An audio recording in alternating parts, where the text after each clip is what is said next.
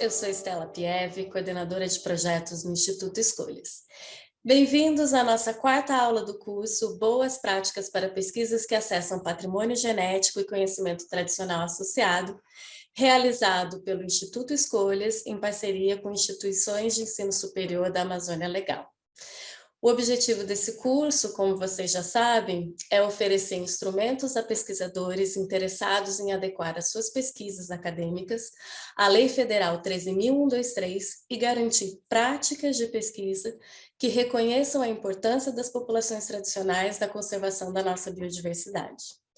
Hoje, nossa aula será ministrada pela Cristiane Julião Pancararu, coordenadora da Câmara Setorial dos Povos Indígenas, Comunidades Tradicionais e Agricultores Tradicionais do CEGEM, e pela Mayra Smith, atualmente servidora da FUNAI.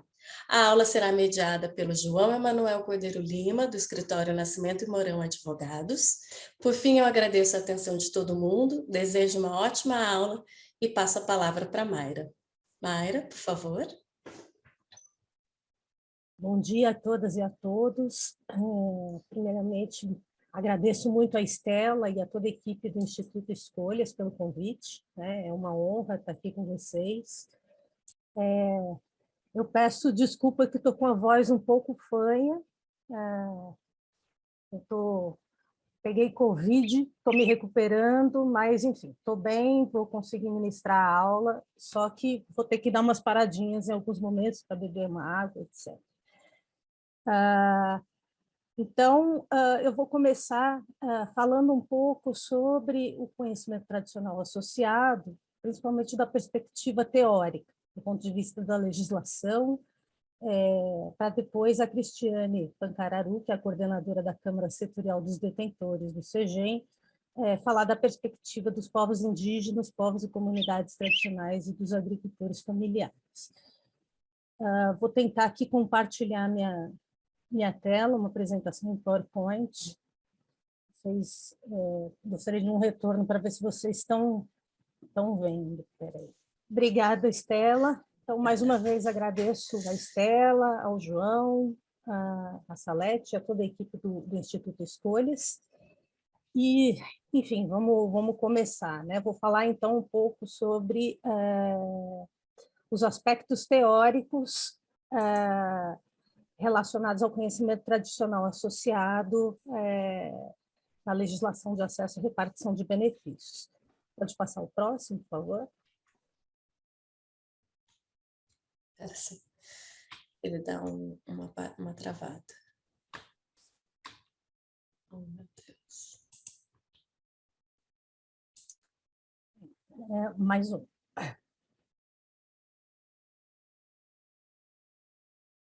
Bom, então, só para a gente começar, vou tentar retomar. Eu sei que vocês já viram algumas coisas aqui no curso, com o professor Braulio, né, na aula inaugural, também com a Manuela, que é a coordenadora da Câmara Setorial da Academia.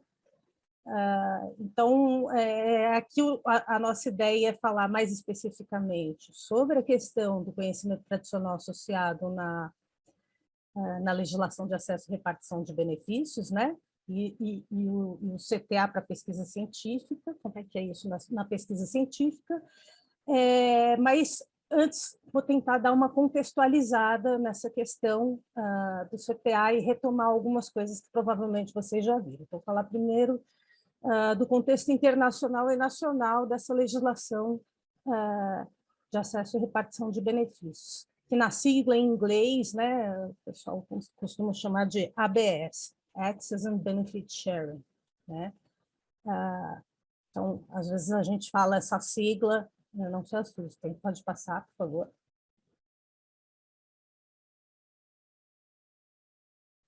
Bom, acho que não preciso nem falar, né, que nós estamos num contexto, ainda mais vocês, acho que grande parte dos cursistas aqui é da região amazônica. Nós vivemos num país mega diverso e que ele tem uma grande diversidade, não só em termos de biodiversidade, né? Tem cerca de 22% da biodiversidade do planeta, então nós temos aí um patrimônio genético riquíssimo, mas também uma diversidade cultural enorme, né? Então, o Brasil é mega diverso em todos os sentidos, possuindo aí mais de 305 povos indígenas, um número maior de 40 segmentos sociais de comunidades tradicionais, mais de 270 línguas. Enfim, nós temos também aí um patrimônio cultural riquíssimo, e que na legislação, que é considerado patrimônio cultural, que é, entre outras coisas, do conhecimento tradicional associado a esse patrimônio genético. Pode passar. Bom, então, relembrando, provavelmente o professor Braulio falou da Convenção sobre Diversidade Biológica. Essa história, essa questão começa com a convenção, durante a Conferência Rio 92, né, que aconteceu, inclusive, no Brasil.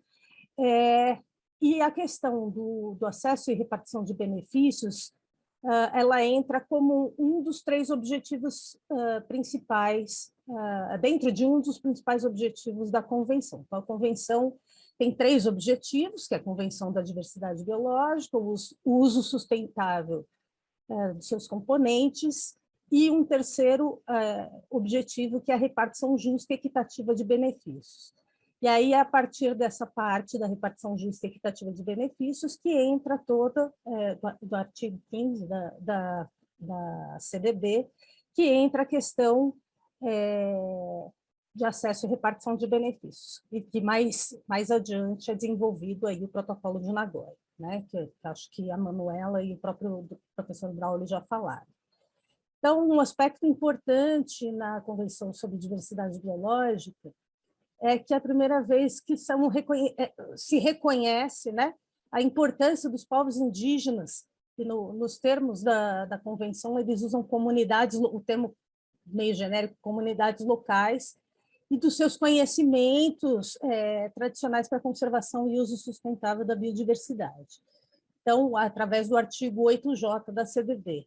Então, esse é um reconhecimento importante, e é aí que começa que vai ser construída todo o arcabouço aí, teórico, inclusive para as legislações nacionais. Pode passar. Bom, então, reforçando aqui o artigo 8J da Convenção sobre Diversidade Biológica, né? A importância dos povos indígenas e comunidades locais e de seus conhecimentos tradicionais para a conservação e uso sustentável da biodiversidade. E aí, no Brasil, são reconhecidos atualmente 3 grandes segmentos sociais que são detentores dos direitos sobre conhecimentos tradicionais associados. A Cristiane Pacararu, que vai falar depois, vai falar mais especificamente sobre esses segmentos. Então, que são os povos indígenas, os povos e comunidades tradicionais e os agricultores familiares, que são aí no seu conjunto conhecidos como as guardiãs e guardiões dos saberes biodiversos. Pode passar? Bom, ainda falando do contexto, é importante a gente lembrar lembrando que a ABS é Acesso e Repartição de Benefícios, na sigla em inglês, né? Que essa não é uma temática simples, ela embora ela tem uma dimensão forte ambiental, focada na conservação e uso sustentável da biodiversidade, mas ela é uma agenda bastante complexa, que ela tem várias outras dimensões. Aí acho importante, acho que todo mundo percebe a dimensão econômica que ela tem, por conta da exploração comercial, dos recursos genéticos e dos conhecimentos tradicionais associados, e a perspectiva de repartição de benefícios, né? A dimensão cultural, através da questão dos conhecimentos tradicionais associados, que inclusive no Brasil são considerados como parte do patrimônio cultural do país, mas ela tem também uma perspectiva, uma dimensão que, em geral, é invisível para para a sociedade ocidental de um modo geral, né? Que é a perspectiva dos povos indígenas, povos e comunidades tradicionais e dos agricultores familiares. Eu não vou adentrar aqui sobre isso, porque eu acho que nós estamos com a nossa grande professora que vai falar sobre isso, uma das pessoas que eu aprendi mais sobre essa questão da dimensão dos povos indígenas sobre o conhecimento tradicional associado, mas é importante a gente ter em mente que a gente tem essa dimensão que ela não é considerada, em geral, na construção da legislação e na própria aplicação, na implementação das legislações, tanto no nível internacional quanto no nacional, né? E ela tem uma dimensão muito forte sobre o conhecimento tradicional associado, ela vai muito além da questão ambiental, econômica, cultural, que é uma dimensão que eu diria identitária, espiritual, ancestral do conhecimento tradicional associado. Pode passar?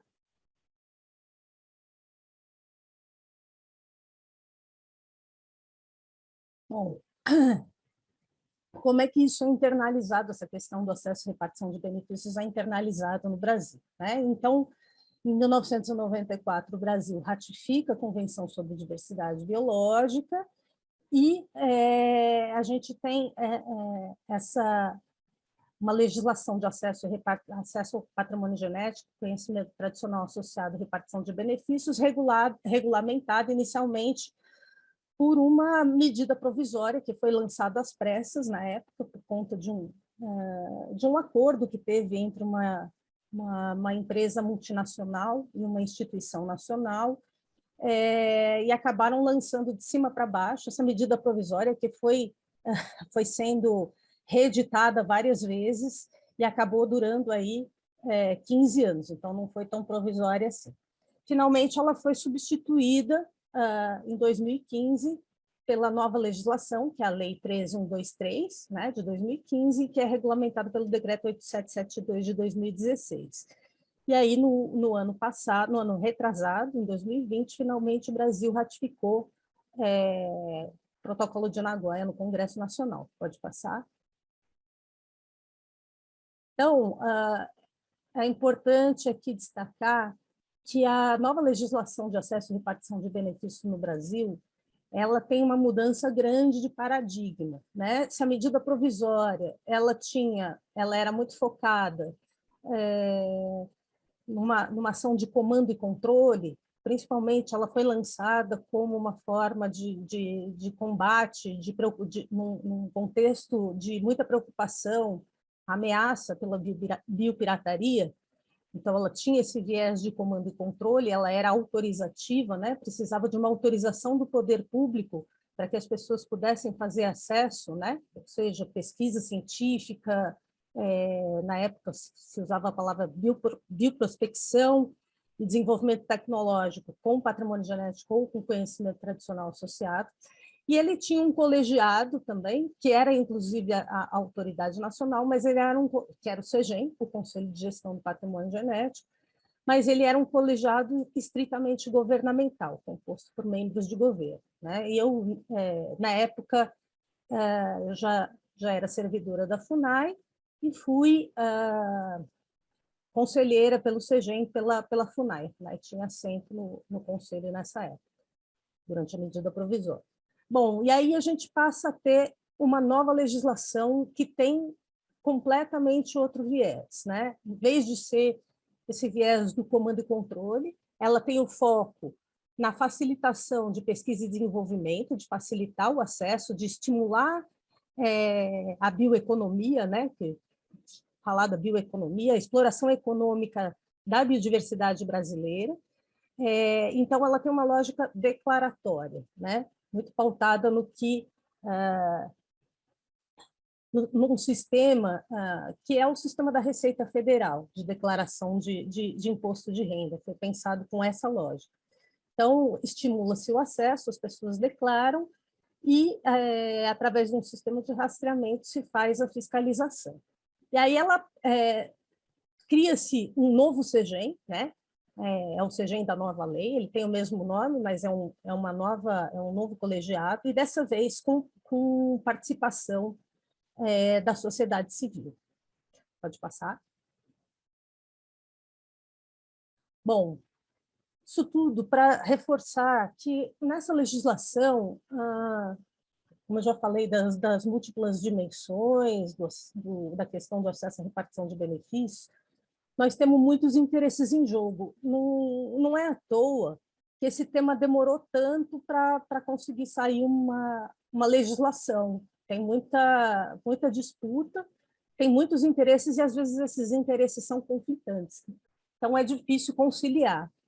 Então, a gente tem dois grandes setores envolvidos aí nessa legislação, que é o setor conhecido como dos usuários, né? Os usuários da biodiversidade, dos conhecimentos tradicionais associados, e aí ele se subdivide entre o setor acadêmico, cujo interesse principal é desburocratizar, facilitar a pesquisa com patrimônio genético e conhecimento tradicional associado, inclusive facilitar e desburocratizar essa pesquisa voltada para conhecer, valorizar e conservar a biodiversidade, né? É importante ressaltar isso. A gente também tem um outro segmento, desculpa, pessoal, que é o segmento composto pelas empresas, cujo interesse principal é facilitar o desenvolvimento tecnológico com componentes da biodiversidade, com componentes do patrimônio genético do conhecimento tradicional associado, e viabilizar a exploração econômica a partir da nossa biodiversidade nativa dos conhecimentos tradicionais associados. E, por outro lado, a gente tem os interesses dos detentores de direitos de CTA. Digo por que eu estou dizendo detentores de direitos, isso é uma coisa que eu aprendi com a Cristiane, que está aqui presente, né? Que a Cris fala os povos indígenas, povos e comunidades tradicionais e os agricultores familiares, eles não são detentores do conhecimento. Eles são guardiãs e guardiões desse conhecimento, mas é importante, essa palavra detentor está na legislação, né? E eu acho que um dos aspectos que dá para a gente reconhecer é que eles são detentores de direitos assegurados por essa legislação e, claro, por outras legislações complementares. Eles são detentores de direitos específicos sobre o conhecimento tradicional associado. Então, quais são esses direitos, né? O principal deles, que é o mais caro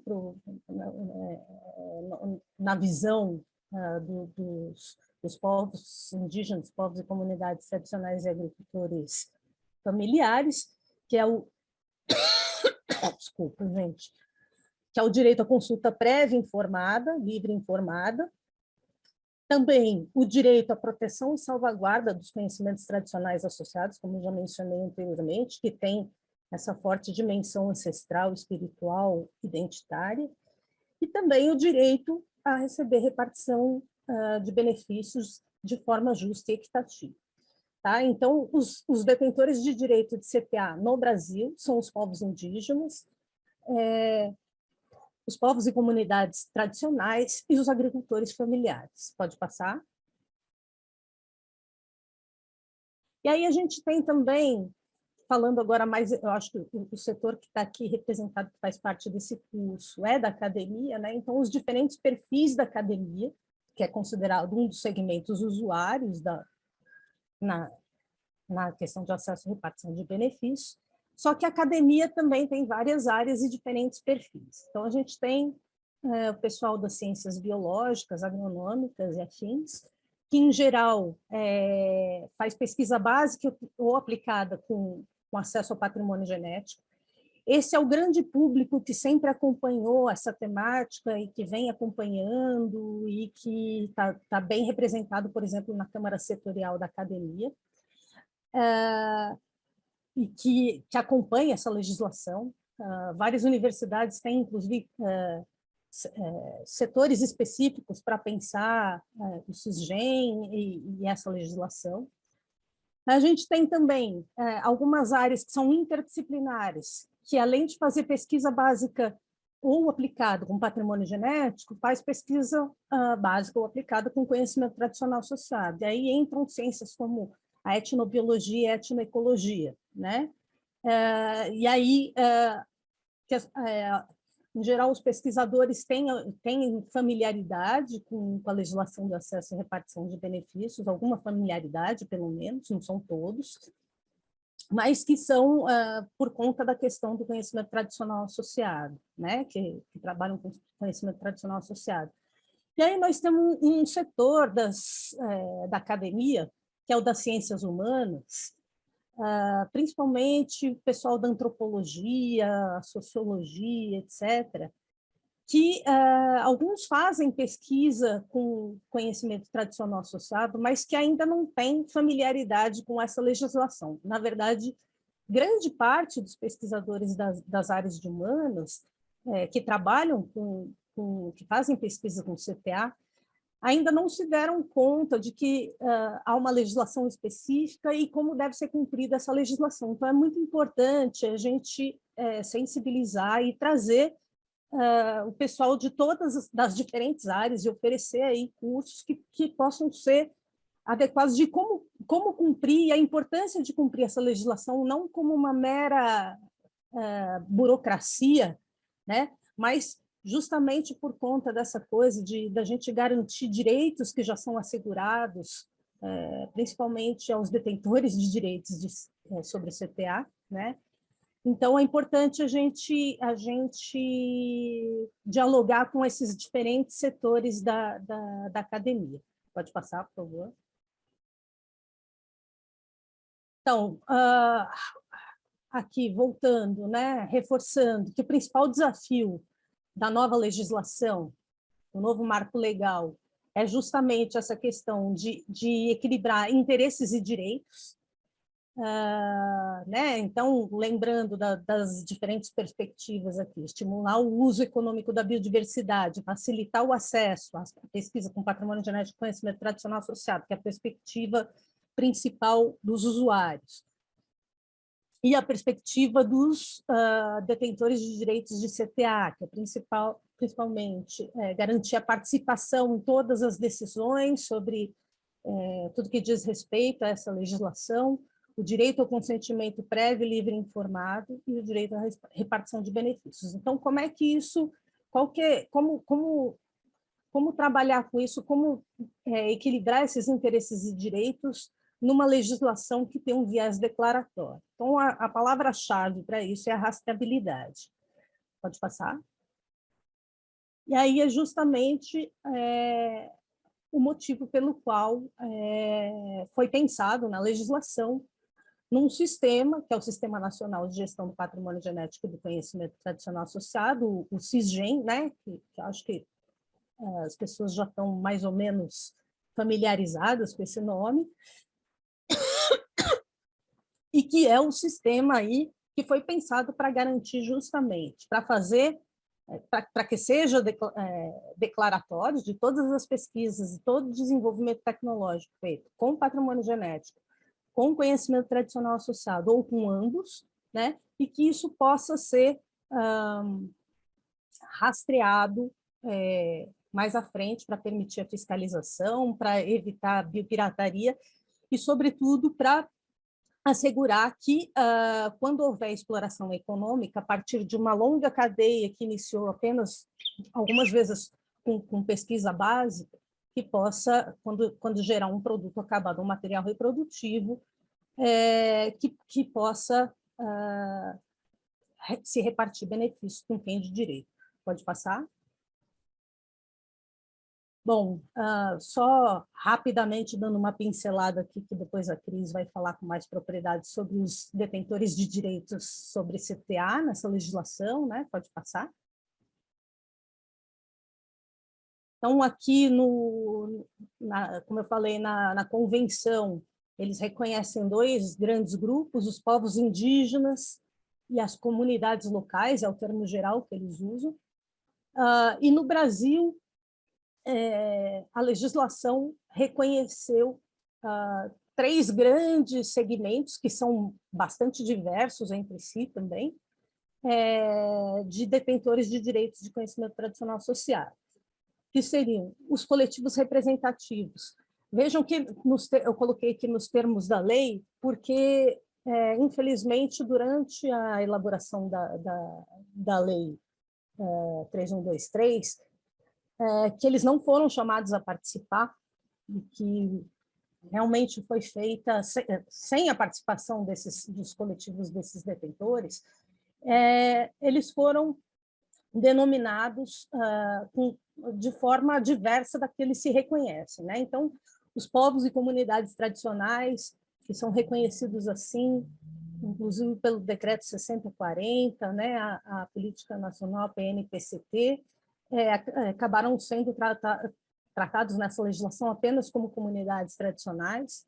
Nós temos povos indígenas, na época também, a própria FUNAI teve bastante dificuldade de participar na proposição de aspectos da legislação.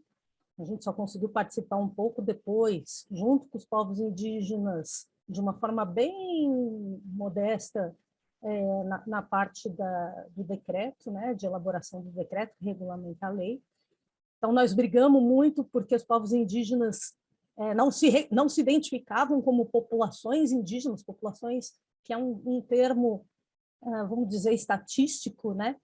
Às vezes, então, que eles queriam ser reconhecidos, como é conhecido na Convenção 169 da OIT, etc., como povos indígenas, mas acabaram sendo chamados de populações indígenas.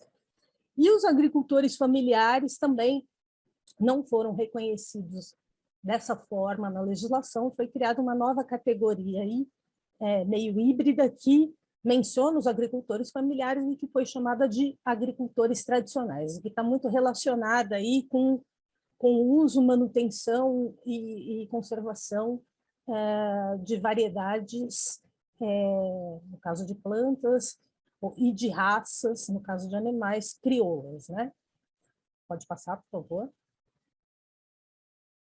Bom, aqui só para mostrar para vocês um pouco da assimetria dos diferentes setores na principal instância de governança da legislação, que é o Conselho de Gestão do Patrimônio Genético. Como eu falei, a partir da Lei 3123, o CEGEM ele passa a ter a participação da sociedade civil, né? E aí a gente tem os dois grandes setores envolvidos. Então, a gente tem, primeiro, o CEGEM é um conselho que é presidido pelo Ministério do Meio Ambiente, que é onde fica a Secretaria Executiva do CEGEM, inclusive. E aí ele tem várias instituições governamentais, então ele é um conselho governamental e não governamental, né? Ele é representado por 8 ministérios aí, na parte governamental, e na parte da sociedade civil, vejam que na hora de dividir entre os setores usuários e os setores detentores de direitos, aqui escrevi errado, desculpa, também ficava muito grande para colocar detentores de direitos, veja como é assimétrico, né? Então, os setores usuários, eles acabaram ficando com 2/3 da representação no CEGEM pela sociedade civil, que a gente tem o setor empresarial, que é representado aí pela Confederação Nacional da Indústria, pela Confederação Nacional da Agricultura, e uma terceira vaga, cada um com um titular e 2 suplentes, né? E uma vaga rotatória entre a CNI e CNA. Aí você tem o setor que ainda faz parte do setor usuário, o setor acadêmico, que é representado pela SBPC, pela ABC e pela ABA, que é a Sociedade Brasileira de Antropologia, que é o setor que acompanha principalmente a questão do conhecimento tradicional associado. Então, vejam que você tem 6 titulares aí da parte dos usuários, aí quando chega na parte dos detentores, nós temos só 3 vagas, né, principais, um titular e seus 2 suplentes, que é a vaga que inclusive não foi nem concedida às instituições representativas dos povos indígenas, dos povos e comunidades tradicionais e dos agricultores familiares, apesar de termos brigado muito na época da legislação para que reconhecessem isso, nós pela FUNAI, e principalmente a demanda dos povos indígenas, também dos povos e comunidades tradicionais e dos agricultores, mas acabamos perdendo. Então, quem indica os nomes é o Conselho Nacional de Política Indigenista, que é um colegiado também composto por membros governamentais e não governamentais, o Conselho Nacional de Povos e Comunidades Tradicionais, que também é um conselho misto, com representação governamental e não governamental, e o CONDRAF, que é o relacionado aos agricultores familiares. Pode passar? E aí aqui, finalmente, a gente tem o principal espaço público, acho importante reforçar isso, de representação dos detentores de direitos sobre CTA, que é o principal espaço público de discussão sobre os aspectos relacionados ao CTA, proteção, salvaguarda de CTA, e as questões infralegais relacionadas à Lei 3.123 e ao Decreto 8772. Então, a Cristiana, que vai falar depois, ela é a coordenadora dessa Câmara, está como coordenadora dessa Câmara Setorial, acho que ela vai poder falar bem mais sobre isso. Estou só dando uma pincelada nesses aspectos. Pode passar. Vejam que esse é o aspecto formal de como os detentores estão representados, né? Estamos falando aqui dos aspectos teóricos, dos aspectos legais da legislação de acesso e repartição de benefícios, ou seja, na perspectiva da lei, na perspectiva da sociedade envolvente. Depois isso vai ser falado do ponto de vista dos povos indígenas. E agora falar um pouco sobre os conceitos e definições relacionados principalmente ao conhecimento tradicional associado na legislação de acesso e repartição de benefícios. Eu sei que a Manuela provavelmente já falou bastante e de forma bem detalhada sobre outras questões, sobre o patrimônio genético, etc. Então, a gente vai aqui dar uma retomada em alguns desses aspectos, mas com foco mais direcionado para a questão do CTA. Pode passar, por favor. Bom, então, do ponto de vista geral, só reforçando, né? Então, a legislação nacional de acesso e repartição de benefícios, que é composta pela Lei 13.123 e pelo Decreto 8772, de 2016, ela tem aplicabilidade, né? Sobre 3 aspectos principais. Ou seja, o que entra, o que é regulamentado nessa matéria. A questão do acesso, que na legislação é tido como pesquisa ou desenvolvimento tecnológico, que seja sobre o patrimônio genético brasileiro ou sobre o conhecimento tradicional associado a esse patrimônio genético. Essa lei também regulamenta a questão de remessa, de transferência de amostras de patrimônio genético para o exterior, não vamos falar sobre isso, a Manuela provavelmente falou bastante. E ela também regulamenta a questão da exploração econômica de produtos acabados ou de material reprodutivo oriundos de acesso ao patrimônio genético ou conhecimento tradicional associado. Lembrando aqui quais são as obrigações. Bom, então, isso é o que cabe na legislação. E aí, o que essa legislação obriga, né? Quais são as obrigações previstas nessa legislação?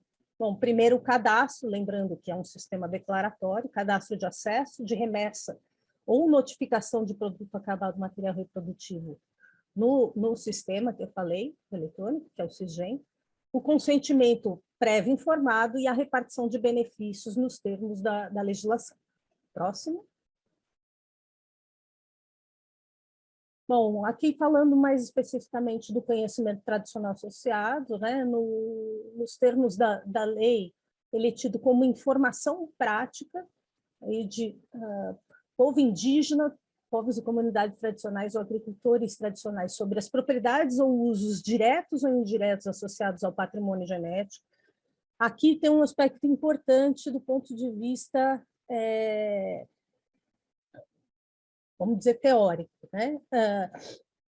Quando se pergunta o que entra no escopo da legislação, e aí eu tive a oportunidade de trabalhar durante 3 anos no Ministério do Meio Ambiente, na Secretaria Executiva do CGEM, então a gente respondia e era o tempo todo instado a responder coisas sobre o que entra e o que não entra na legislação.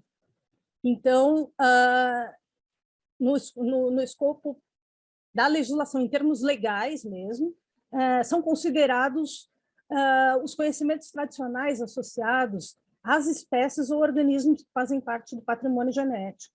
Muita gente, a gente sabe que os outros conhecimentos também são tradicionais, então, por exemplo, o conhecimento tradicional do povo Xavante, povo indígena Xavante, sobre manejo do fogo. Isso é um conhecimento tradicional, mas ele não é associado diretamente ao patrimônio genético, que é considerado, nos termos, vamos dizer, na letra fria da lei,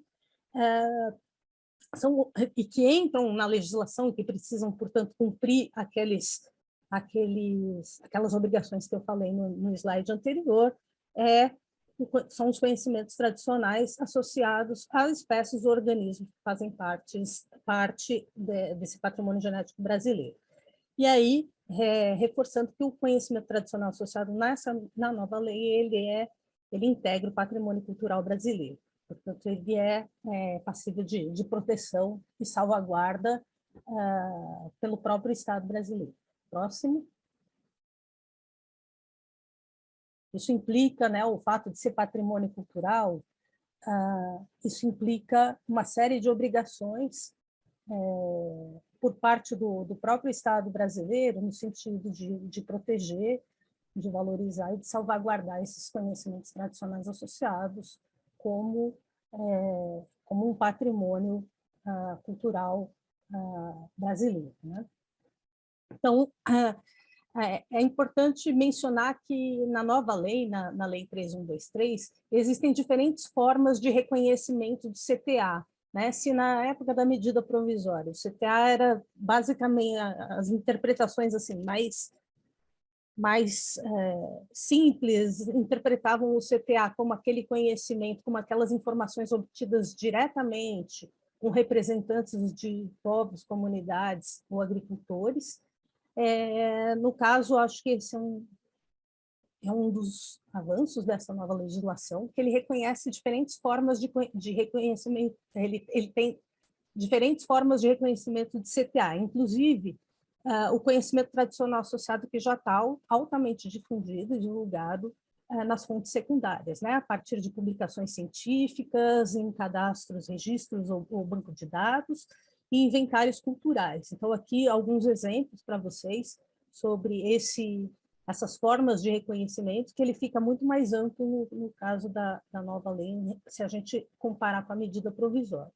Lembrando que o conhecimento tradicional associado, mesmo que ele seja detido por uma única pessoa dentro da comunidade, ele tem, na legislação, ele é de natureza coletiva, portanto, ele não pode se referir a uma única pessoa que vai dar o consentimento prévio, isso tem uma série de implicações, né? E também é importante ressaltar que o intercâmbio e a difusão, tanto do patrimônio genético quanto do conhecimento tradicional associado, praticados entre os povos e comunidades entre si, são isentos de qualquer obrigação dessa lei, inclusive na comercialização dos seus produtos, etc. Pode passar, por favor. Bom, aí vamos entrar aqui nas especificidades do conhecimento tradicional associado na nova lei, porque, nesse sentido, a legislação, a Lei 3.123, ela ficou bastante complexa em relação, principalmente, bom, em relação a outras coisas também, mas especificamente ao CTA, né? E a gente sabe que muita gente tem dificuldade de entender esses aspectos relacionados ao CTA na legislação. Então, eu vou me deter um pouco mais nesse slide para tentar esclarecer o máximo possível. Depois, claro, vão estar abertos a dúvidas. Então, a gente tem 3 tipos de situação relativas ao conhecimento tradicional associado na nova legislação. Um momento, por favor, como um gole d'água.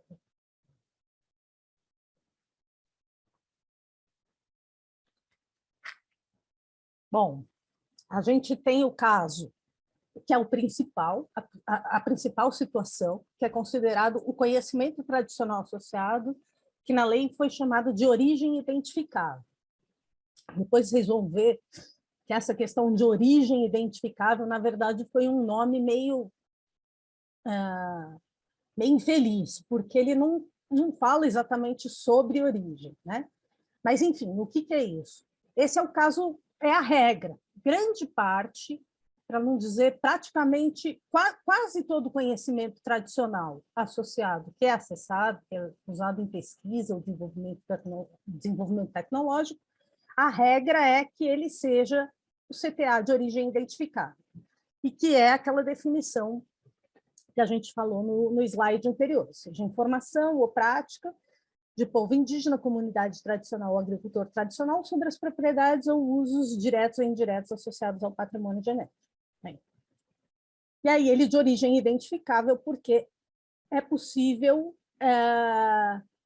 identificar a sua origem em pelo menos uma comunidade que crie, conserve, desenvolve ou detém aquele CTA.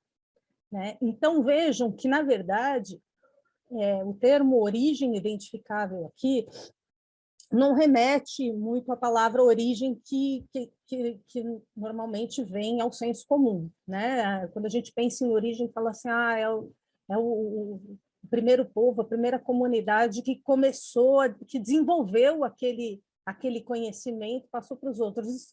Isso é impossível saber, mesmo porque a forma de conhecer, de construção e de salvaguarda e de conservação desses conhecimentos é através de redes sociais muito complexas entre os povos, comunidades e agricultores, né? E isso desde tempos imemoriais. Então, é muito complicado usar esse termo origem para saber se teve alguém que deu origem. Mas, de fato, na lei, essa origem não significa origem desse ponto de vista que eu falei agora. O que significa essa origem? O CTA de origem não identificável, que é o que é definido na lei, ele diz que é um conhecimento tradicional associado, no qual não há possibilidade de vincular sua origem, que não é origem, a pelo menos um povo, comunidade ou agricultor tradicional. A origem, vejam que no caso específico da Lei 3.123, ela significa, eu coloquei aqui bem, e depois a gente vai compartilhar essas apresentações, né, com vocês, o pessoal do Instituto Escolhas vai compartilhar. Eu fiz questão de ressaltar aqui que essa questão da origem significa que qualquer comunidade que cria, conserva, desenvolve ou detém um determinado conhecimento tradicional associado significa que ele é de origem identificável. E aí vem a grande confusão que os pesquisadores e os usuários fazem em geral, que é confundir o conhecimento tradicional associado de origem não identificável com conhecimento tradicional associado altamente difundido, já bastante divulgado. Né? As pessoas confundem, por exemplo, o conhecimento tradicional associado obtido de fonte secundária como CTA de origem não identificável. E pela legislação, ele não é de origem não identificável, ele é um CTA de origem identificável. Por quê? Sempre é possível, porque a gente pode atribuir, encontrar sempre pelo menos uma comunidade que cria, conserva, desenvolve e detém aquele CTA. Então, falando aqui de um caso, aquele exemplo bem genérico, né? O uso do maracujá como calmante. A gente sabe que isso é um conhecimento tradicional associado e que ele é altamente difundido, e há muito tempo esse conhecimento é difundido por todas as partes. Então, você tem várias comunidades, agricultores, povos, etc., que ou criam, ou que conservam, ou que desenvolvem, ou que usam, que detêm aquele conhecimento tradicional associado. Em geral, as pessoas acham, eu usei da fonte secundária, a questão do maracujá, vou fazer uma nova pesquisa sobre o uso do maracujá como calmante, e aí, por ele ser obtido a partir de fontes secundárias, os pesquisadores e os usuários, de um modo geral, acabam confundindo e achando que aquilo é um CTA de origem não identificável, porque confunde origem não identificável com difuso, que é um termo que não há, lembrem, não há na legislação esse termo difuso, né? Então, obviamente, como sempre, a gente vai encontrar pelo menos uma comunidade que cria, conserve, nesse caso, ou que detém aquele conhecimento sobre o maracujá, ele vai ser, sim, de origem identificável. Se for ser feito, mesmo que ele tenha sido obtido a partir de fontes secundárias, se for ser feita uma nova pesquisa ou desenvolvimento tecnológico com aquele conhecimento, é preciso um novo consentimento prévio informado de pelo menos uma comunidade, ou um coletivo representativo de povo indígena, comunidade tradicional ou de agricultor tradicional, que seja considerado como detentor daquele direito de CTA. Esse é o CTA de origem não identificada, né? E aí a gente tem um caso que é bastante específico, eu fiz aqui alguns outros slides específicos sobre isso, que é o caso que envolve o patrimônio genético de variedades, no caso de plantas, né, ou de raças, no caso de animais, crioulas. Que esse nome não está na lei, tá, gente? Por isso que ele está entre aspas aqui nesse slide, que a gente chamou de o conhecimento tradicional associado, isso é o apelido dele, né, que a gente deu no CG. Conhecimento tradicional intrínseco ao patrimônio genético. Por que intrínseco? Porque o artigo 9º, parágrafo 3º da lei, diz que quando se faz acesso ao patrimônio genético das variedades ou raças crioulas, na verdade, o usuário está fazendo acesso diretamente ao conhecimento tradicional associado, que é embutido naquelas sementes, naquela variedade, ou naquele material, ou naquele sêmen, ou naquela raça crioula, né? Que são desenvolvidas localmente por povos e comunidades, povos indígenas, povos e comunidades tradicionais e agricultores familiares. Vou falar um pouco mais sobre isso mais adiante. E esse caso ele é complexo, porque vai depender se ele é considerado de origem identificável ou não, porque isso vai depender que no caso de utilização desse CTA em atividades consideradas agrícolas, nos termos da Lei 3.123, ele é considerado como CTA de origem não identificável. E, se ele for utilizado para outras finalidades, como, por exemplo, para a indústria farmacêutica, cosmética, etc., que não faça parte das atividades consideradas agrícolas pela legislação, ele é considerado de origem identificável. Próximo.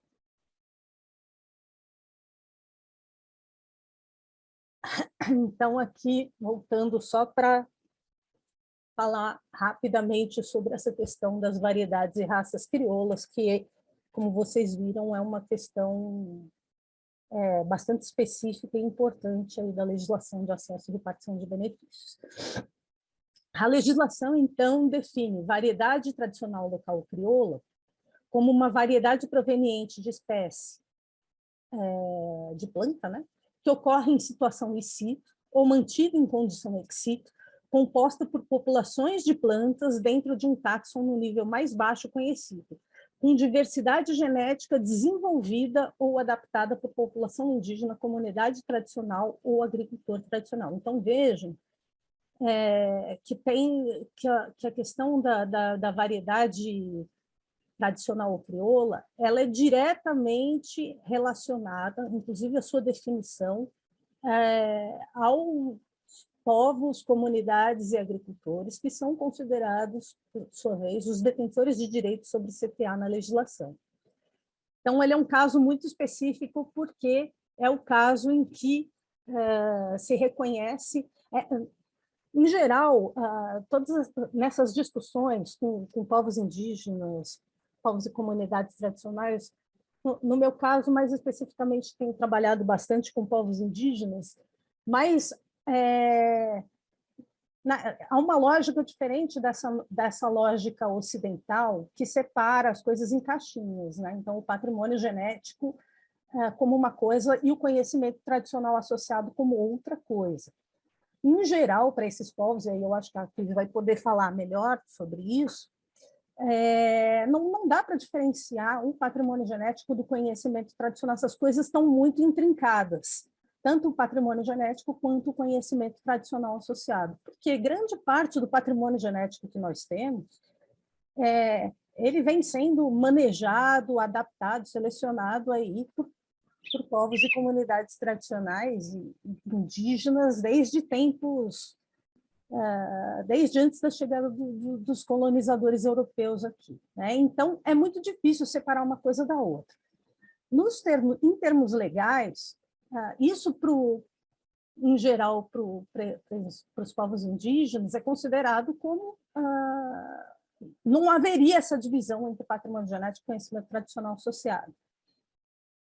Em termos legais, houve um reconhecimento por parte das autoridades, né, do legislador, de que, pelo menos no caso específico do que é considerado variedade tradicional local crioulo, raça localmente adaptada crioula, há sim um conhecimento tradicional embutido na própria estrutura genética das plantas e os animais manejados, criados, selecionados por essas populações, e que, portanto, quando você faz acesso ao patrimônio genético, você já está fazendo acesso diretamente ao conhecimento tradicional associado que está embutido naquele patrimônio genético.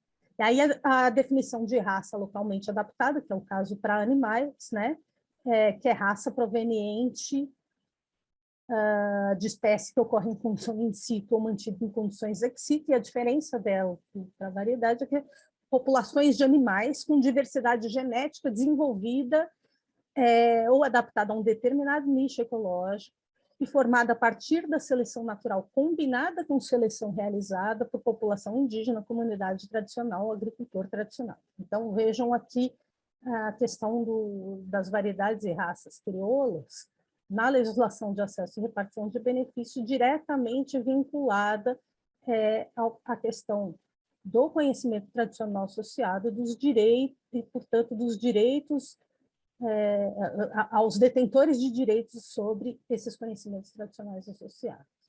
Próximo. Mayra, faltam 8 minutos para acabar a sua hora. Ai, meu Deus. Então, vou passar mais rápido. Vou pular essa parte, pode passar. Pode passar a próxima. Não, volta. Uma coisa importante da gente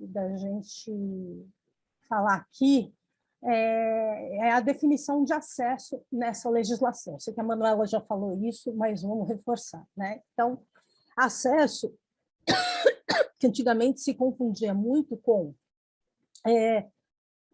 coleta de material ou com obtenção de informação, nessa legislação ficou claro que acesso é ou pesquisa ou desenvolvimento tecnológico. Em geral, a gente tem um conceito de pesquisa ou desenvolvimento tecnológico na nossa cabeça, mas a gente tem que levar em consideração que, no caso específico dessa legislação, a gente tem que usar a definição da lei.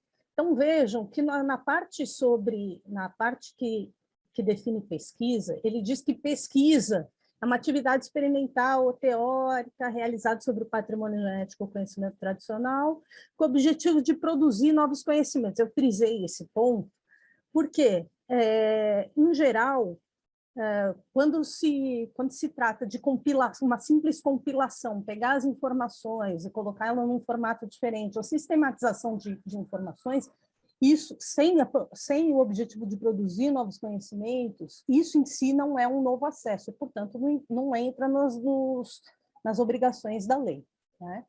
Claro que depois, se as informações contidas nessas compilações, ou nessa sistematização, ela for utilizada para fazer uma nova pesquisa, aí sim entra no acesso, mas a compilação em si, a elaboração, o trabalho de fazer a compilação, a sistematização não é acesso, né? E o desenvolvimento tecnológico é o trabalho sistemático sobre o patrimônio genético, conhecimento tradicional associado, com o objetivo de desenvolver novos materiais, produtos ou dispositivos, ou de aperfeiçoar e desenvolver aqueles que já existem, com um objetivo específico de exploração econômica. Pode passar, por favor? Então, tenham em mente que essa legislação ela trata sempre do acesso, se a atividade de pesquisa ou desenvolvimento tecnológico com patrimônio genético ou com conhecimento tradicional associado, ela entra nas obrigações da lei. E aí o acesso ao CTA, mais especificamente, né? É a pesquisa ou desenvolvimento tecnológico sobre o conhecimento tradicional associado e que possibilite ou facilite o acesso ao patrimônio genético, ainda que obtido de fontes secundárias. Então, tais como feiras, publicações, inventários, filmes e outras formas de sistematização e registro de CTA. Na época da medida provisória, mais uma vez, era diferente. Aquilo que era difundido, que era de fonte secundária, era conhecido como, era erroneamente, né, tido como de domínio público. Então, não havia obrigação para aquilo que estava em fonte secundária, o conhecimento tradicional associado, que estava em fontes secundárias, nem do consentimento prévio e nem instava o direito à repartição de benefícios. Né? Então, agora isso fica diferente. Então, mesmo que seja de fontes secundárias, já é considerada como CTA e entra nas regras previstas aí na legislação próxima. Então, é importante ressaltar aqui que o acesso ao CTA de origem identificável, lembrando aquele outro slide que eu falei para vocês, que é a regra e não a exceção, ao contrário do que os pesquisadores, grande parte dos usuários pensa, e eu sei que pensam de boa fé, porque esses conceitos eles não são simples, né? Em geral, quando a gente olha no CISGEM, há muito erro nos cadastros, e a principal confusão que se faz é cadastrar acesso a pesquisa com conhecimento tradicional associado de origem identificável como de origem não identificável. E aí, lembre, o acesso ao CTA de origem identificável sempre obriga, está sempre obrigado, não sei por que não saiu aqui nesse slide, né, que está sempre condicionado à obtenção do consentimento prévio informado, mesmo que ele tenha sido obtido de fonte secundária. E o que é esse prévio? Né? O prévio quer dizer que ele é antes do acesso, ou seja, antes do início da pesquisa ou do desenvolvimento tecnológico. Então, é importantíssimo, lembrem que, mesmo que aquela informação tenha sido tirada de fontes secundárias, se for fazer uma nova pesquisa, desenvolver novos conhecimentos com aquela informação, vai precisar de um novo consentimento prévio informado, porque ele é considerado conhecimento tradicional associado de origem identificável. Próximo. Aqui, o que é o consentimento prévio informado, né, nos termos da lei. Então, ele é um consentimento formal, e lembrem que ele não pode ser dado por um representante, porque o conhecimento tradicional associado ele é considerado como de origem coletiva, então ele tem que ser fornecido por coletivos representativos de povos indígenas, povos e comunidades tradicionais ou de agricultores tradicionais, que sejam detentores daquele CTA, segundo seus usos, costumes e tradições. E aí existem algumas formas na legislação de comprovação de que o pesquisador ou a empresa, que o usuário fez a consulta prévia e conseguiu o consentimento prévio daquele coletivo representativo de um dos 3 grandes segmentos, né? Desses 3 grandes segmentos. Então, você tem o termo de consentimento prévio assinado, que é tipo um documento, não existe um modelo. Você pode fazer um registro audiovisual do consentimento. Existem aí outras formas que são bem incomuns, mas esse registro audiovisual do consentimento é uma forma importante, porque, inclusive, valoriza a questão da oralidade, né? E tem um instrumento que é previsto na legislação, que é o protocolo comunitário, que é uma norma procedimental, é tipo um protocolo de consulta mesmo, mais específico, voltado para questões sobre acesso ao conhecimento tradicional associado ao patrimônio genético. E que estabelece, uma norma que estabelece para cada comunidade, para cada povo, como que ele quer ser consultado sobre a questão de acesso aos seus conhecimentos tradicionais associados. Próximo. E aí, mais uma vez, reforçando aquilo que eu tinha falado naquele slide anterior, o CTA de origem identificável, para fazer acesso a ele, sempre precisa do consentimento prévio informado. Desculpa esse... Opa! O PIC quer dizer é o consentimento prévio informado na sigla em inglês, esqueci de colocar aí. No caso de origem não identificável, que é muito raro, porque, em geral, a gente consegue sempre atribuir aquele CTA a pelo menos um povo ou comunidade que usa, detém, conserva aquele conhecimento. Então, ele não depende do consentimento prévio para ser realizado. E a gente tem aquele caso que apelidamos do conhecimento tradicional intrínseco, que no caso das variedades e raças crioulas, que quando ele é utilizado para atividades agrícolas, ele não depende de consentimento prévio informado, mas se ele for acessado para outras atividades, ele precisa sim de consentimento prévio. Então, por exemplo, se você for usar uma variedade crioula de piqui, que é o caso que eu trabalhei, por exemplo, no meu doutorado, para fazer material reprodutivo, para produzir uma cultivar, melhoramento genético, isso ele é considerado como acesso ao conhecimento tradicional associado de origem não identificável. Mas, se ele for utilizado, por exemplo, para fazer um remédio, um cosmético, aí ele é considerado para outras atividades, e aí sim ele é considerado como de origem identificável e precisa do consentimento prévio. Próximo. Mayra, passou os 10 minutos. Tá bom. Então, as outras coisas são mais um reforço. Se quiser parar de compartilhar, eu vou compartilhar essa apresentação com o pessoal do Instituto Escolhas, e eles vão compartilhar com vocês. E aí tem alguns detalhes do resto da apresentação sobre o cumprimento, como cumprir a legislação, e sobre o preenchimento no CISGEM, de CTA no CISGEM. Mas como vocês vão ter na próxima aula uma oficina específica sobre isso, então, isso já fica como material, acho, para ser utilizado aí pelos colegas que vão fazer oficina na próxima semana. Agradeço, muito obrigada, e fico à disposição aí para esclarecimentos. Obrigada, Mayra. Obrigada. A Nahara, da Vila, ela está perguntando quanto ao registro audiovisual do processo de consentimento tradicional. Ela perguntou se ela deve ter um documento separado do termo de consentimento, ou se o mesmo, ou seja, se o registro audiovisual poderá ser considerado suficiente para registrar esse consentimento. Oi, Nara. Exatamente. Na verdade, você não precisa ter os dois, não. Eles são instrumentos alternativos de comprovação do consentimento prévio informado, né?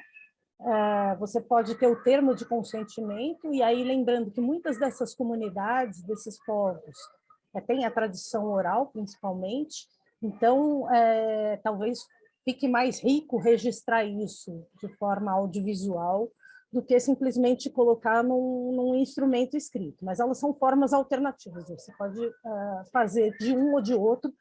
O mais importante é que em cada instrumento de comprovatório do consentimento prévio, que o pesquisador, que o usuário, de modo geral, ele explique como que foi obtido aquele consentimento prévio. Quer dizer, se ele faz o upload lá no CISGEM de um documento que depois a gente vai olhar e tem só uma pessoa respondendo, você aceita, que não é explicado o projeto, que não é explicado para que vai ser utilizado, na hora da fiscalização, como eu falei, esse sistema ele é como a Receita Federal. Pode não pegar, porque ele é declaratório, mas na hora que a fiscalização pegar e achar uma incoerência, e aí aquele consentimento prévio informado ele não tiver de acordo, aí a autoridade fiscalizatória pode autuar. Então, é importante que, de qualquer maneira, independente de qual seja o comprovante de consentimento prévio informado, que o pesquisador faça uma coisa bem esclarecida, que ele explica como ele obteve, que ele explique para a comunidade, que a comunidade entenda e que isso fique claro nesse registro, porque ninguém tem como adivinhar que você fez uma super explicação ali e depois chega um papelzinho com só não, eu aceito, ou um vídeo só com um sim, né? Então é importante ter esse processo todo registrado. Perfeito. Tem uma outra pergunta que foi trazida pelo Leonardo, que já apareceu em outras oportunidades aqui ao longo do curso, Mayra, e seria muito interessante que você respondesse. Ele está perguntando aqui como que a comunidade tradicional comprova a posse de um CTA. Se existe algum documento que ela possa apresentar para comprovar essa posse. Explica para a gente um pouco melhor como que funciona esse processo. Não funciona dessa... É Leonardo, né? Não funciona exatamente dessa forma na legislação. A comunidade ela não precisa comprovar a posse. Já é reconhecido na legislação que esses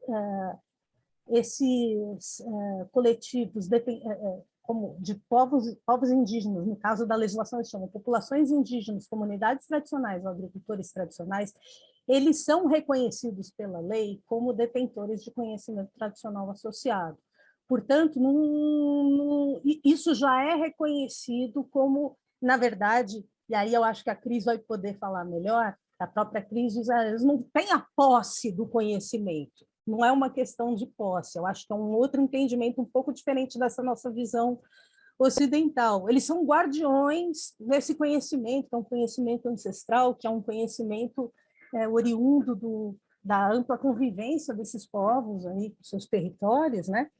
E que eles são guardiões desses conhecimentos e que isso é reconhecido na lei. Então, eles são detentores, não do conhecimento, mas dos direitos sobre o conhecimento tradicional associado. Ele não precisa comprovar isso, porque isso já é reconhecido na Lei 3.123 e no Decreto 8772. Ele precisa comprovar que ele faz parte de um daqueles 3 grandes segmentos que compõem aí os detentores de direitos de CTA. Perfeito. A Sandra levantou a mão aqui. Sandra, a gente vai dar a palavra para você para que você possa fazer a sua pergunta. Peço apenas que você abra o seu microfone e pode perguntar. A sua fala já está aberta. Ok, bom dia a todos. Parabéns pela exposição e essa possibilidade de nós estarmos participando desse evento tão importante. Bem, a questão que eu coloco aqui foi um pouco a partir já do que ela já expôs na questão anterior, com relação a detentor desse saber a partir da perspectiva do direito. É correto, claro, nós sabemos porque nós estamos trabalhando aqui com marcos regulatórios sobre questões que envolvem como ela diz, ser guardião ou ser proprietário de um direito, proprietário detentor, fazendo uma analogia. Mas a questão que eu colocaria é que nós que estudamos e tentamos entender essas questões e que conhecemos e acompanhamos a vivência dos povos indígenas, estou falando aqui mais de povos indígenas, e trato a questão como povos indígenas, embora esteja a questão de populações indígenas, está relacionada mais com esse reconhecimento de que os saberes eles não podem ser considerados apenas como uma salvaguarda para a sua utilização, principalmente os saberes dos povos indígenas.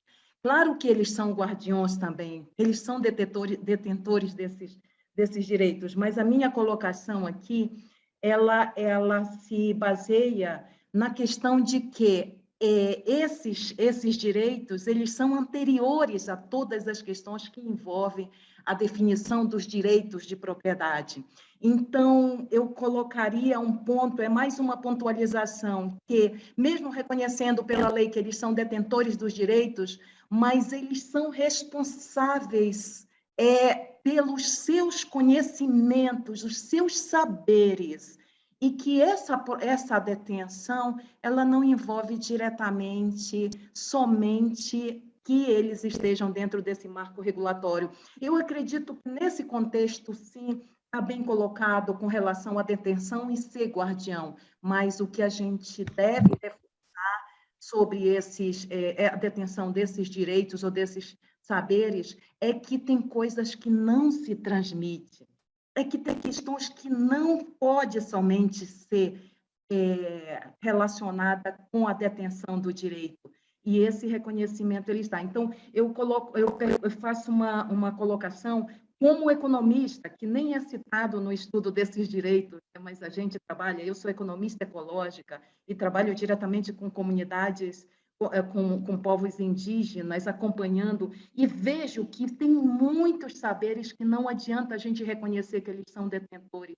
O que a gente deve e tem o direito e a obrigação de fazer é exatamente proporcionar esse respeito que eles têm com relação ao domínio da língua, das tradições, da ancestralidade, da cosmologia que envolve essa proteção que eles nos dão.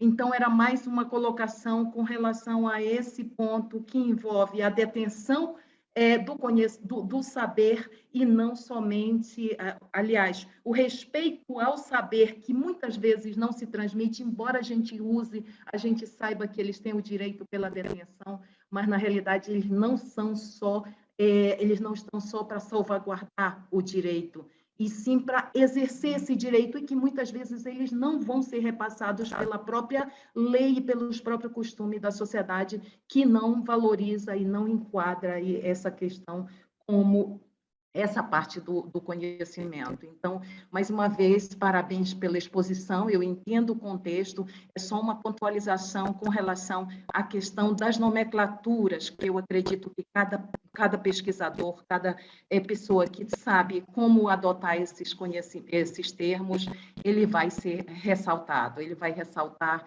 e valorizar. Obrigada.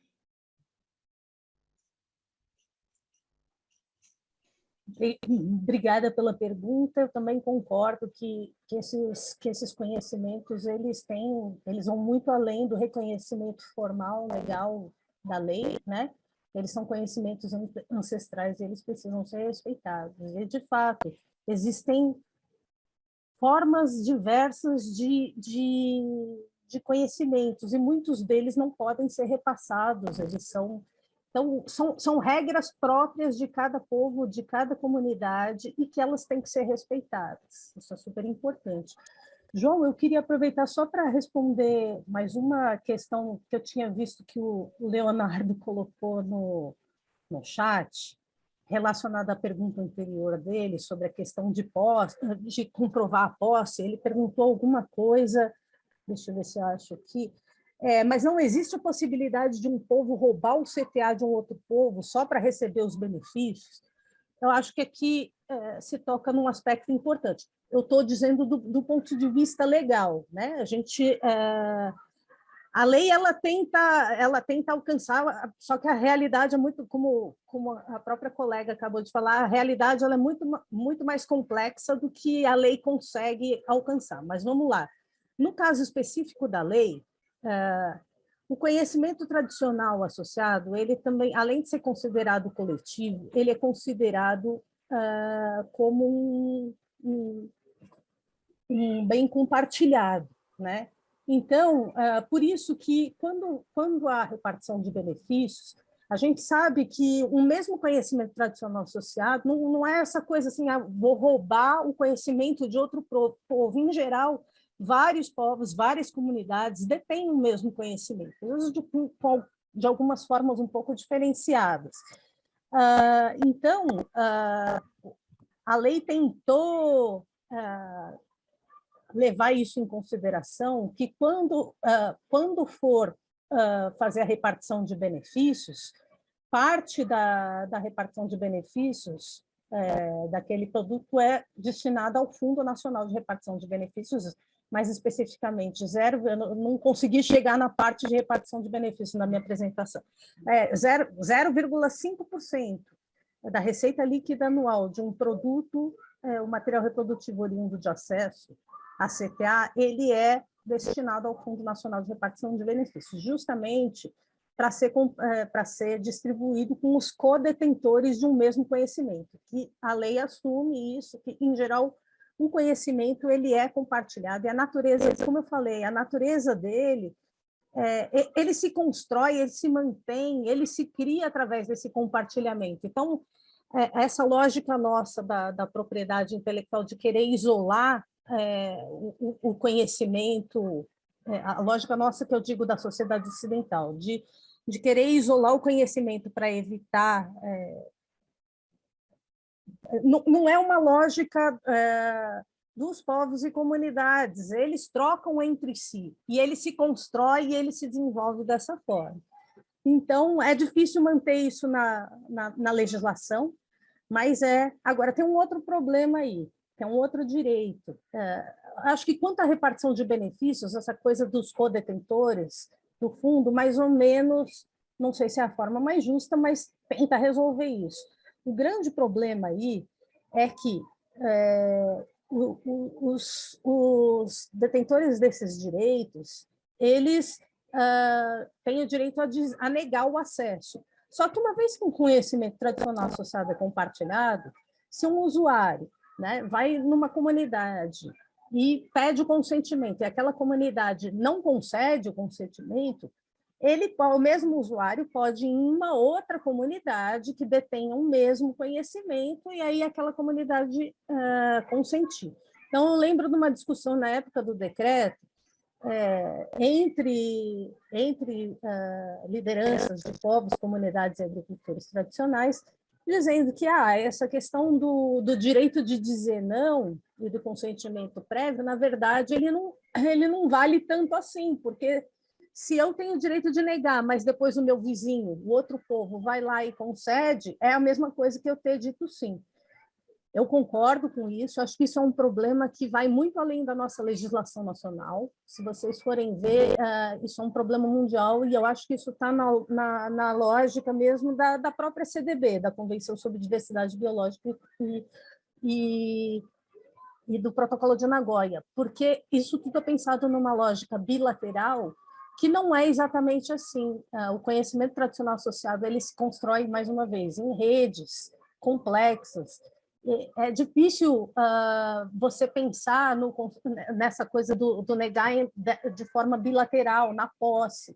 Então, eu não tenho uma solução para isso. É uma coisa bastante complexa e que precisaria se debruçar sobre ela. Só que não é um problema específico nosso, da nossa legislação nacional, é um problema geral em relação ao consentimento prévio e ao conhecimento tradicional associado, que é compartilhado. Perfeito, Mária. Mária, eu vou te fazer, infelizmente, a última pergunta. Nós temos inúmeras perguntas aqui para você, mas em virtude do tempo eu vou ter que te fazer a última pergunta, e eu já deixo aqui, pessoal, o recado, reforço aqui o recado de que todas as perguntas que não forem respondidas hoje serão respondidas posteriormente, encaminhadas juntamente com o material da aula. Infelizmente, a gente não consegue atender todo mundo durante esse nosso período aqui. Mas então, Mayra, para a gente fechar essa primeira parte da aula e dar um intervalo, tem um questionamento que a Manuela deixou para você aqui, que foi feito na aula dela, e ela falou, vou deixar essa aqui para a Mayra responder. Um pesquisador perguntou, temos os documentos do consentimento livre das comunidades pesquisadas e vamos publicar um guia com espécies nativas e seus usos associados. E aí ela pergunta, nesse caso, é preciso cadastro? Esse cadastro deve ser feito pela instituição ou pelo pesquisador que coordenou o projeto? E ele pergunta mais ou menos quanto tempo levaria para fazer esse cadastro. Desculpa, João, travou aqui no meu computador uma parte da pergunta. É uma pesquisa que faz um cadastro, tipo um banco de dados de CTA, é isso? Ele fala o seguinte, que ele vai publicar um guia, é uma espécie de banco de dados, com espécies nativas e seus usos, só com essa informação. E aí ele pergunta se ele até informa que ele tem o consentimento das comunidades que foram pesquisadas nesse levantamento, e pergunta se ele precisa fazer o cadastro dessa pesquisa e se esse cadastro tem que ser feito pelo pesquisador ou pela instituição a que ele está vinculado, e quanto tempo mais ou menos levaria se ele tiver que fazer esse cadastro. Bom, se o resultado que ele vai colocar ali é resultado de uma pesquisa, sim, ele precisa fazer o cadastro, é preciso fazer o cadastro dessa pesquisa. Aí, quanto tempo que ele vai levar para fazer o cadastro depende de quantas informações ele vai ter ali, ele vai ter que cadastrar cada uma das informações que ele tem, cada conhecimento em relação a cada componente do patrimônio genético. E quem faz o cadastro, em geral, é definido por cada instituição. O representante legal da instituição, do instituto de pesquisa de uma universidade, que vai definir quem que está apto a preencher os cadastros. Então, tem algumas universidades que dão essa possibilidade para os pesquisadores, para os coordenadores de pesquisa, tem outras universidades que concentram isso, por exemplo, a Embrapa, que é um instituto de pesquisa. Eu sei que eles concentram os cadastros no pessoal lá de apoio jurídico, nos advogados da instituição, então os pesquisadores passam essas informações, e aí eles têm um local centralizado de fazer os cadastros, então não é o próprio pesquisador que faz, mas isso varia de instituição para instituição. Então, quem define quem vai ter a possibilidade de fazer o cadastro é o representante legal daquela instituição. Se ele simplesmente fez uma compilação de dados para publicar num banco de dados, e não fez uma pesquisa para isso, ele não está produzindo novos conhecimentos, ele só reorganizou aquelas informações, aquilo, como eu falei anteriormente, não é considerado acesso nos termos da lei. Ele está disponibilizando conhecimentos, informações sobre conhecimento tradicional associado num lugar mais amplo. O que vai acontecer? Para fazer o banco de dados em si, só para disponibilizar, ele não precisa do cadastro, mas ele vai precisar colocar um aviso no banco de dados lá que ele está fazendo, que cada pesquisador, cada usuário que acessar aquele banco de dados para fazer a sua pesquisa, aí sim vai ter que fazer o cadastro. Tem que fazer a responsabilidade de fazer o cadastro. É um passo posterior. Quem tem que fazer o cadastro é quem faz a pesquisa, quem usa aquele conhecimento, aquela informação, para desenvolver novos conhecimentos ou para desenvolver produtos, que é o caso do desenvolvimento tecnológico. Não sei se respondeu. Com certeza, Mayra, respondeu com riqueza de detalhes. Mayra, eu queria te agradecer mais uma vez pela sua brilhante exposição, muito elogiada aqui no bate-papo, todo mundo querendo perguntar mais, te elogiando, agradecendo pela aula. Infelizmente, a gente vai ter que encerrar agora essa primeira parte, porque depois nós teremos a Cristiane também, que vai ter inúmeras experiências para compartilhar. A Cristiane conhece também tudo desse assunto, vocês vão ver, vão poder aqui beber um pouco dessa experiência dela.